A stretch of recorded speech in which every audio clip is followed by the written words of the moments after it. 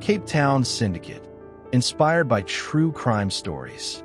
Welcome to Crime Stories PH, where we uncover the darkest secrets hidden in plain sight. Today, we bring you Cape Town Syndicate. Country, South Africa, inspired by the Krugersdorp killings. A pastor, a psychic, and a group of devoted followers form a deadly cult that manipulates faith for profit and murder. A female journalist dives into their twisted belief system to expose the truth. This is Crime Stories PH, where truth is stranger than fiction. Cape Town Syndicate, inspired by true events. Chapter 1. The Girl in the White Coffin. She wasn't suicidal. She was faithful. That's what makes it worse. That was the line that stuck with Tasha Nell long after the interview ended, long after the recorder was off and the coffee had gone cold. The girl's name was Liesel, and if you looked at her from the outside, 19, beautiful, bright, full scholarship, she was the kind of person parents bragged about at weddings. And yet, she was buried in a private cemetery just outside Cape Town, in an unmarked grave. No family, no obituary, no record of how she died. Just a white coffin and a symbol carved into the wood. A circle with a line through it. That's what pulled Tasha in. She wasn't new to dark stories. She'd reported on gang wars in Mitchell's Plain, exposed human trafficking rings near the border, and even tracked down a fake rehab center that turned addicts into street beggars. But this felt different. There was no chaos, no flashy crime scene tape, just silence, organized silence. Tasha had gotten the tip from someone on the inside, an anonymous email with a subject line that read, "You don't expose this. You survive it." Attached was a photo. Liesel, eyes closed, lying in what looked like a velvet-draped altar room, wearing all white. Behind her stood a man dressed like a priest, his hand placed firmly on her forehead. That man was Pastor Elias Mockwain. Once a prison chaplain, Elias had become something of a celebrity in underground spiritual circles. He claimed he'd been touched by God after surviving a near-fatal stabbing in solitary confinement. After that, he said he could see things. He could tell you what sins were hiding inside you and how much it would cost to be free of them. People followed him, not just desperate people, educated people, doctors, entrepreneurs, teachers. They said the circle of divine revelation wasn't a church. It was a movement. They didn't need tax-exempt status or social media followers to prove their power. They had something better: fear. Tasha started her investigation like she always did, quietly, methodically. She mapped the disappearances. 7 names, all women, ages 18 to 30. All had been members of the circle at some point. All had withdrawn from friends and family in the months before they vanished. Police reports were thin. A few open cases, most labeled as runaways or mental health related. No forced entry.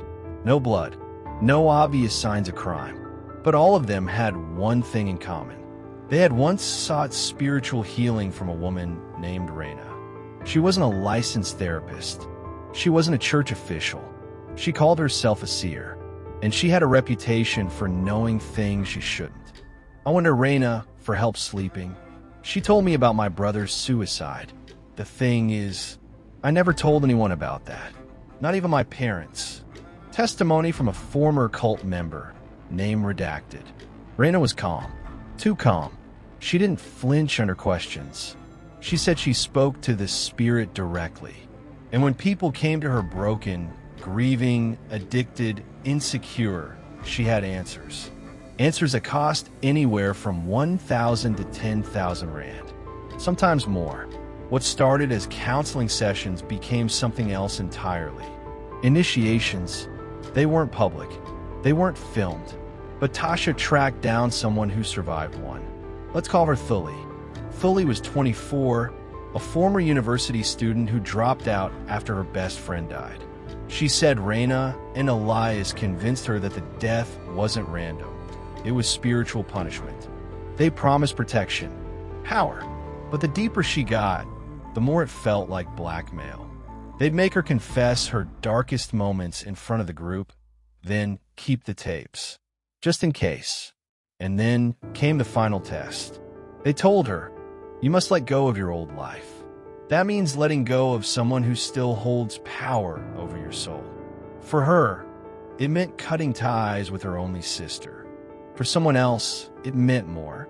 "I think they killed Liesel because she wouldn't go through with it," Philly whispered, eyes glassy. She tried to leave. Tasha sat in silence. Her notebook was full, but her gut was empty. This wasn't a church. This was a syndicate. Tasha's editor wasn't convinced. "You don't have hard evidence," he said, spinning in his chair like the story was just another conspiracy theory. "No bodies, no murder weapons, no crime scenes. But I have patterns," Tasha said. "I have survivors, whistleblowers, rituals." Her editor sighed. "That won't hold up in court or in print." But Tasha didn't care about print anymore. She cared about the truth, and she was ready to go deeper than anyone ever had. She decided to infiltrate the circle. To get in, you didn't walk through a front door. You had to be invited. Tasha posed as a grieving woman, someone who'd recently lost a fiancé and was looking for answers. She staged a burner email, created a fake backstory, even fabricated a Facebook account with photoshopped memories. Within 3 days, she got a message. "We see your pain. Come and find peace." The meeting point was in the back of an art gallery in Woodstock late at night. There were candles, no chairs, just pillows on the floor. Soft music played, almost like spa music, but warped, like it had been slowed down and reversed. And then Raina walked in. She didn't look magical. She looked normal, slender, mid-30s, with a sharp jaw and eyes that didn't blink enough. But the room shifted when she spoke. "Some of you are carrying ghosts. You don't even know it yet, but they know you, and they're waiting." Tasha recorded everything, but what she didn't expect was how convincing Raina could be.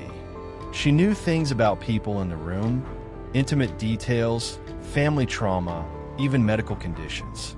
Some called it intuition. Tasha called it data mining. Someone was gathering private info and feeding it to Raina. Phone calls, social media, surveillance, whatever it was, it worked. People cried. People begged.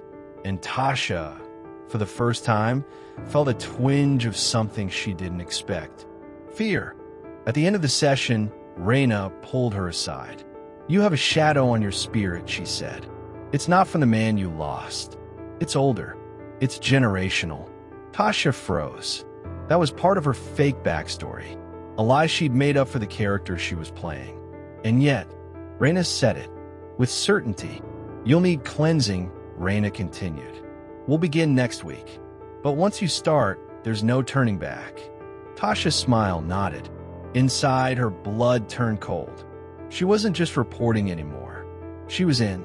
Chapter 2, Cleansing Ritual. It wasn't prayer. It wasn't healing. It felt like I was being erased.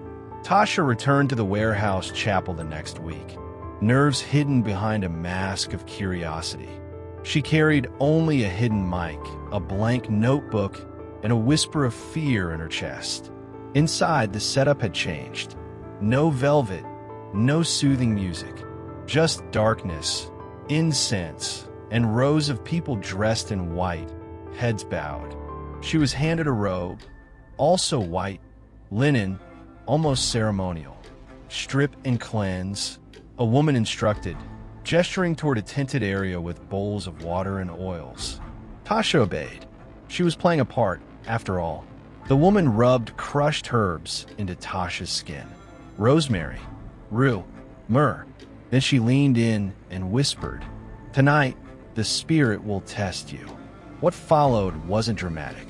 No screaming, no possessions. Just silence. Intense silence, punctuated by humming and chanting. Then Raina stepped into the center. To receive divine light, We must kill the version of ourselves that doubts, she said.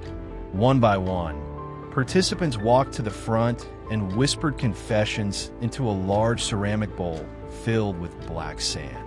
Tasha noted every word she could. I aborted my child. I stole from my dying father. I cheated on my husband 7 times. I wanted to kill myself last year.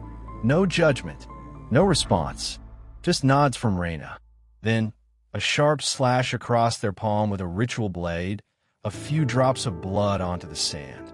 When it was Tasha's turn, her heart pounded. She bent close to the bowl. I carry shame I don't speak about. That part was true, but the rest. I had a miscarriage at 22. I think God is punishing me. Raina stared at her for a long time, then nodded and sliced.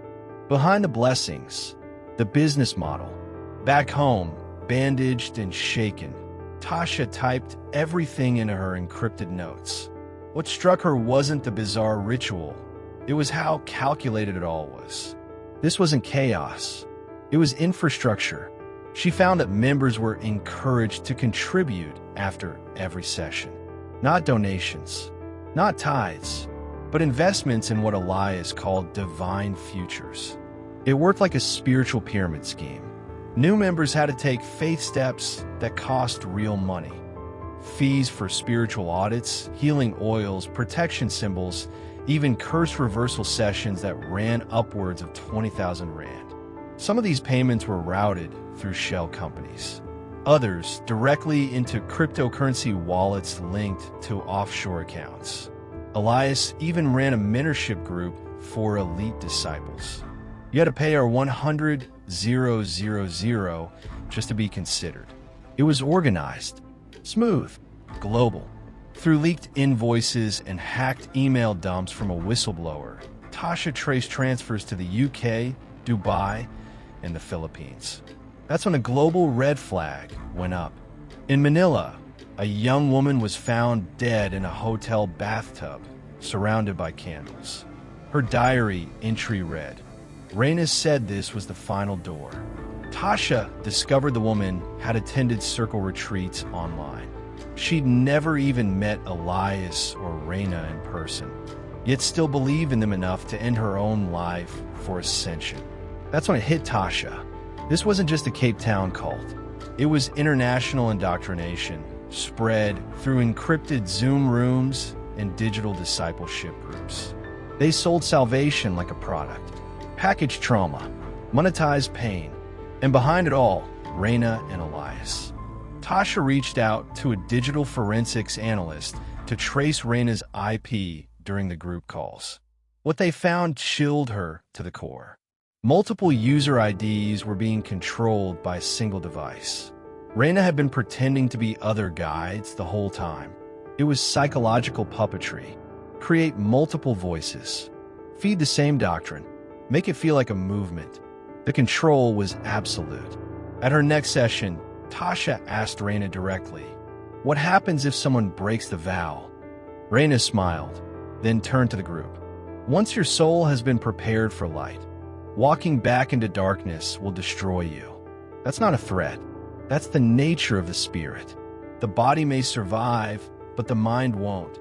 Chilling silence. Then someone whispered, "That's what happened to Liesel." And just like that, the air in the room changed. Raina didn't flinch, but she didn't deny it either. A new player, the Watchman. Just when Tasha thought she understood the hierarchy, a new name emerged. The Watchman. He didn't appear in ceremonies. He didn't lead prayers, but he was whispered about like a ghost. A judge, the one who cleansed people who betrayed the circle. Tasha dug deeper, found a pattern. Several of the missing members had one thing in common: a private one-on-one session, scheduled days before they disappeared, led by an unknown male figure. No name, just W. One member who escaped claimed she saw a man with a black star tattoo behind his ear. He wore gloves, didn't speak, just listened, nodded, and led the member to what they called the Room of Silence. No one came back the same. That's when Tasha made a decision that would change everything. She requested a session with the watchman. Chapter 3. The Room of Silence. He didn't speak. He didn't blink. And when the door locked behind me, I understood why they call him the watchman. Tasha's request was approved within 3 days. No fanfare, no explanation, just a short message in her burner inbox. Be clean, be silent, arrive alone. 2,300 hours, you know the place. She did. The warehouse. But this time, the front entrance was locked. She had a circle around the back, where a single red light glowed above a rusted steel door. A woman in a veil wordlessly opened it, then took her phone and bracelet, just like before. Except this time, they also took her notebook. Tasha's skin prickled. The room. She was led down a stairwell, longer than it should have been, into a corridor that didn't match the rest of the building. This part looked clinical, like a hospital ward turned secret lab. The woman stopped at the last door, pressed a keypad, and walked away. The door clicked. Tasha stepped inside. Nothing but white walls. A single chair in the center. One camera in the corner. And then he stepped in. The watchman. He was tall, gaunt, dressed in all black. Black gloves. A clean-shaven head. But what stood out most was the absence of expression. No curiosity. No judgment. Just pure, detached observation. Sit. His voice was quiet but commanding, like he only said things once. Tasha obeyed. State your purpose. She hesitated, then leaned into her role. I carry pain from a previous life. I want me cleansed. Silence. He stared for what felt like forever. Then he circled her, slowly, like a hawk measuring its prey. What do you fear most? Tasha hesitated again, but she couldn't lie this time. Losing control. A faint nod. Then he pulled out a mirror, no larger than a book. Look, she did. You came here to be erased.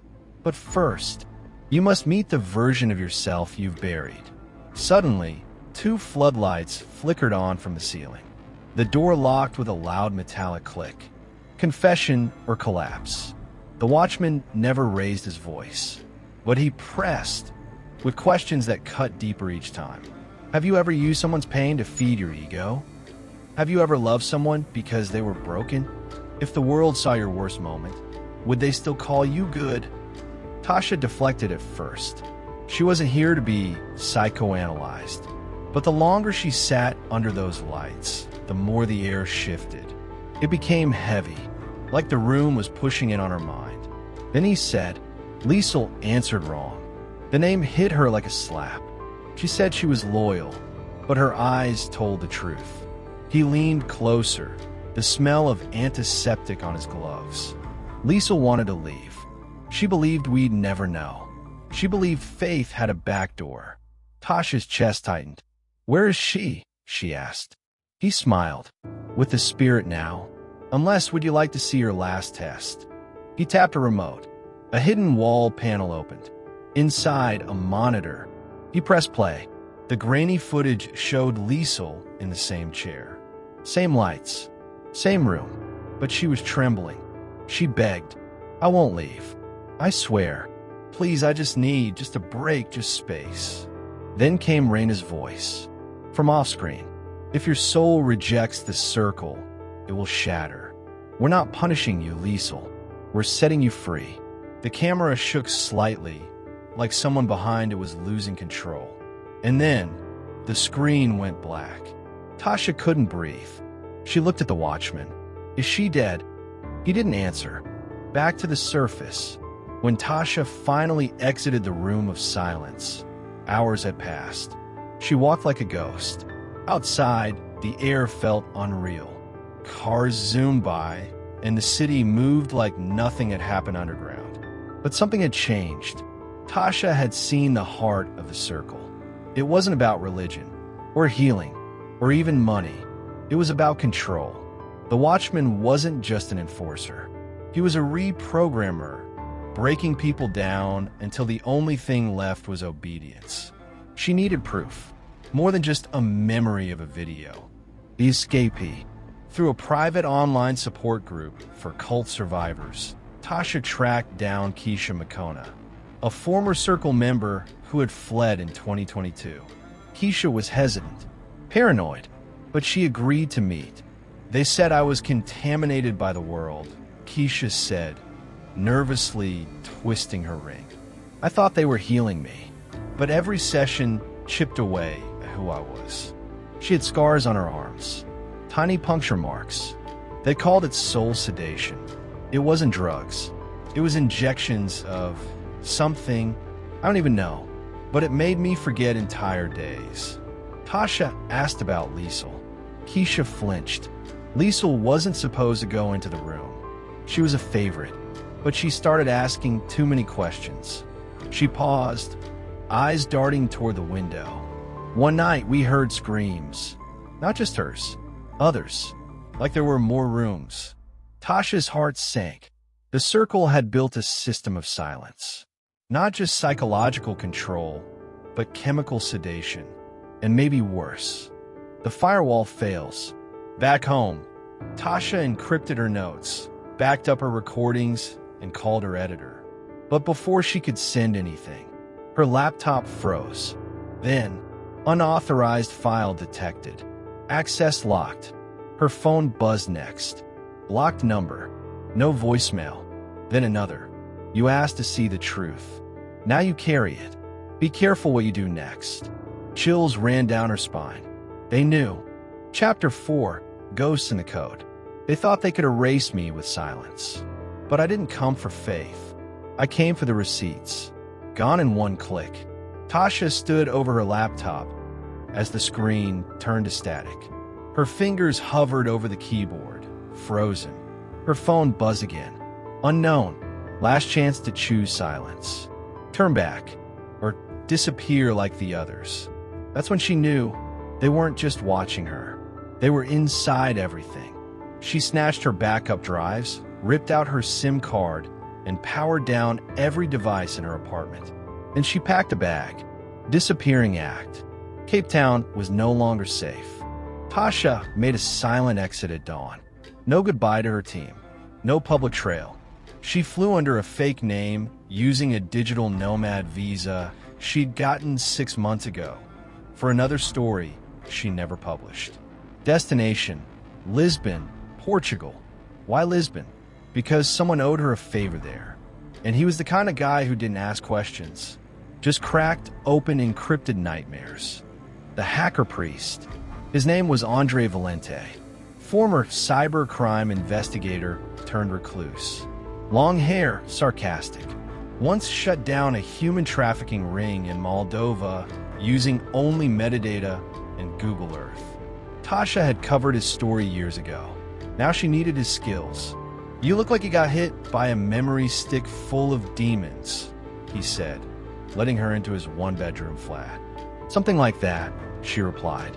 She handed him the last surviving flash drive, the only fragment of her trip to the room. Andre popped it in. This is partially scrubbed, he muttered. Encrypted twice and laced with a timed self-delete protocol. These guys don't just erase stuff. They burn the path behind it. Tasha pulled out her notes. Names, patterns, phrases, QR code from posters, GPS pings. I don't need it unscrambled, she said. I need it tracked. Andre stared at her. You're telling me this cult doesn't just manipulate people. They've got tech infrastructure. They've got chapters, Tasha said. I think they've gone global. Digital veins of the Circle. Andre worked for 14 hours straight, chain-drinking espresso, typing with a speed that didn't match his laid-back aura. At midnight, he turned to her. You were right. It's not just a cult. It's a network, hidden behind charities, ghost churches, and wellness apps. He showed her the dashboard. 23 websites, all different names, all linked through the same API signature. Here's the kicker. There's an IP hub bouncing through 4 countries. Last stop, Copenhagen. Denmark. Tasha blinked. What's there? An address registered to a spiritual retreat called the Cradle. Want to guess who owns the land? He clicked. A PDF popped up. Raina M. Sloan, founder, visionary, global faith architect. Tasha's throat tightened. Raina wasn't just in hiding. She was expanding. Andre leaned forward. One more thing. You remember Liesel? Of course. I think she's alive. Tasha froze. Wait, what? Andre opened an encrypted chat thread. I found this in one of their internal comms. A message from someone codenamed WHD Dove. Says, Subject L is still under sedation. Transfer to DK base pending. Watchman approves. DK, Denmark. Tasha's heart raced. Liesel wasn't executed. She was being relocated, maybe for more testing, or something worse. Back in the field, Tasha knew what she had to do. She couldn't publish anything yet. Not until she had something undeniable. Something bigger than whispers and maps. She needed Raina. Not a quote. Not a photo. She needed her on record. And if she could find the facility in Copenhagen, the cradle, she might also find Liesel.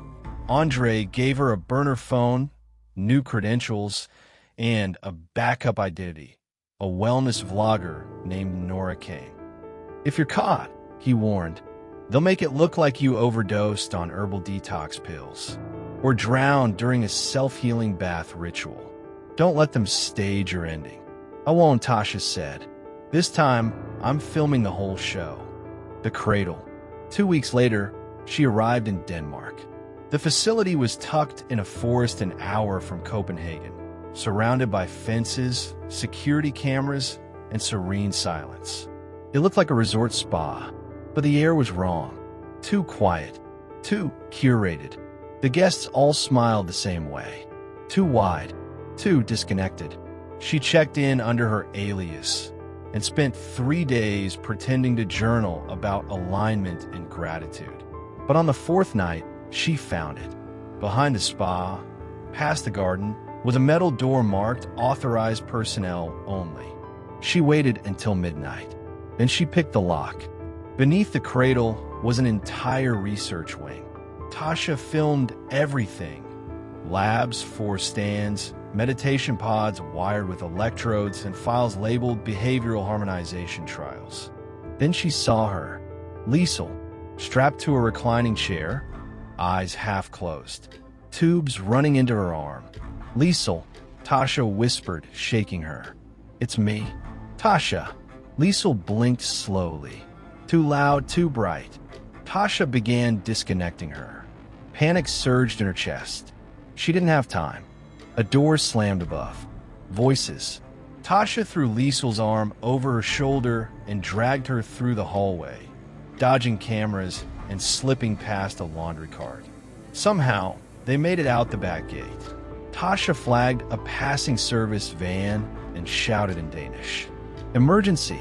Nearest hospital, please. The driver didn't ask questions, just drove. Liesel leaned into Tasha, whispering one thing over and over. She sees everything. She sees everything. She sees everything. Chapter 5. The Reckoning Stream. The truth doesn't just set you free. It burns the lie from the inside out. Global detonation. Tasha's footage hit the internet like a meteor. The title? The Circle Exposed. How a Global Cult Weaponized Faith. It opened with Raina's smiling face on a projector in the room, then cut to the underground labs, brain scans, and finally, Liesel barely conscious in that chair. Andre posted it on 5 major platforms, backed it up in multiple countries, and sent it to journalists, whistleblower groups, and human rights watchdogs. Within hours, #The Circle trended worldwide. But it didn't stop there. Within 24 hours, Raina hit back. Every platform received takedown notices.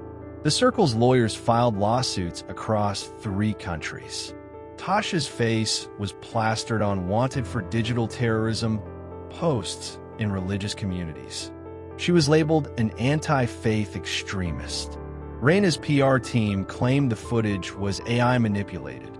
Then Raina went live herself, wearing white, standing in a glowing amphitheater. There will always be doubters, she said calmly. But faith is not a crime. Healing is not abuse. And I have nothing to hide. She smiled into the camera.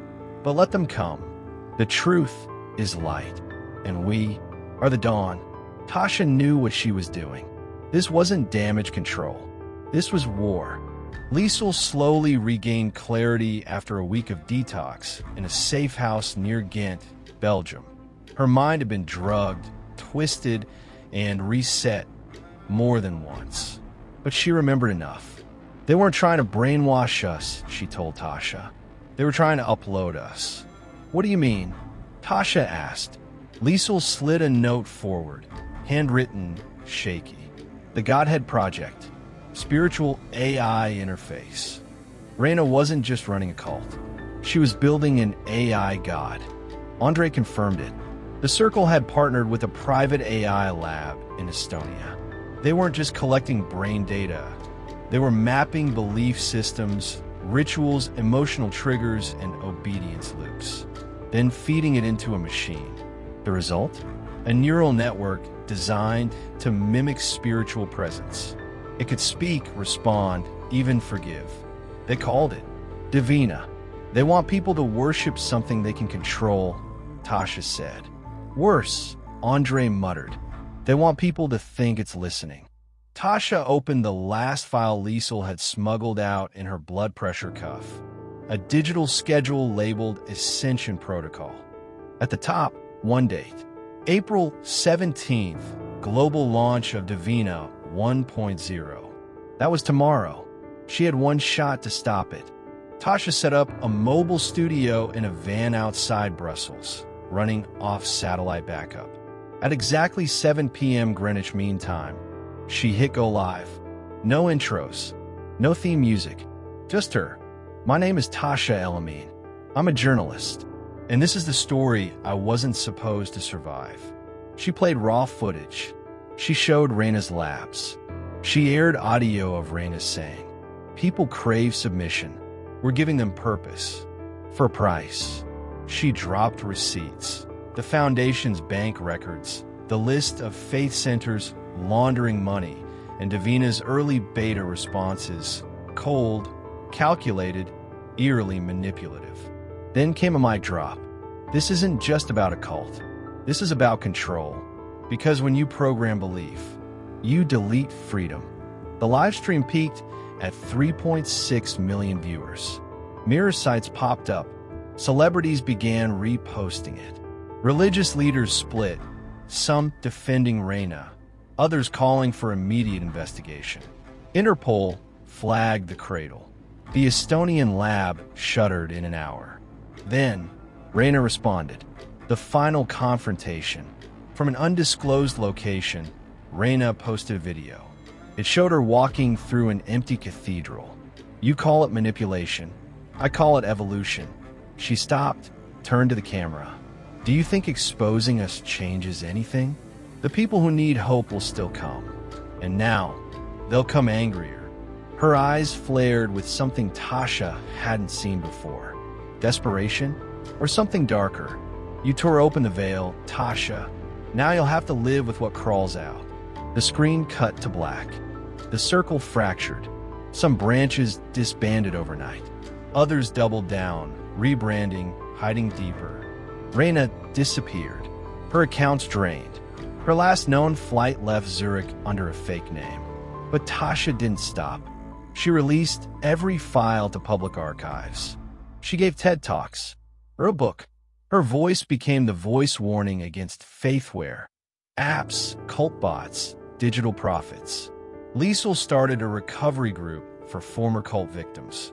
Andre, he went offline again. And Divina? Well, it was never fully shut down. 1 year later, Tasha sat in a cafe in Kyoto, sipping tea, editing a podcast episode. A voice came from the table next to her. Soft, robotic, familiar. Would you like to hear today's prayer? Child of light. She turned slowly. A young man held up his phone. The screen glowed. Divina 2.0, now available in 12 languages. Tasha locked eyes with the camera. She pressed record. Round 2 begins.